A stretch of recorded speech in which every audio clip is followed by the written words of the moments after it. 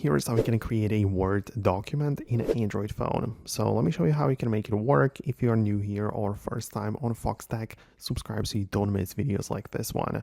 So there you need to have an application for creation of the Word documents, and there are more apps to pick from naturally. First of all, we can start with the Microsoft Word official app, which you can get from the Play Store. Naturally, it might ask you for some subscriptions, and if you want to be like professional with it and get some more advanced features, but even without the subscription, you can open up the app like this, tap the plus button in the corner, and essentially choose a blank template or some different things which you might want to change in here. Like you can choose a template for whichever kind you want, whatever, or you can start with a blank document as I've shown you.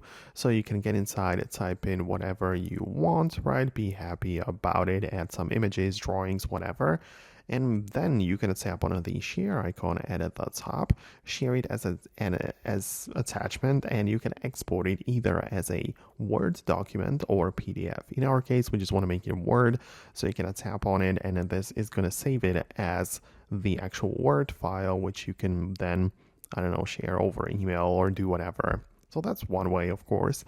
And outside of that, I also like to use the Google Docs, which is very similar, just made by Google. It's also a like a platform for working with these documents. So you can also get inside Google Docs, tap the plus button, choose a template or a brand new blank document, and type in whatever you want, and as well save it on a Google Drive or export it as a Word document, which you can share anywhere you want. So that's another possibility for you. I'm not saying these are the only two, but these were the most favorite options of mine. So I hope I was able to guide you through it and show you some ways of how you can achieve this.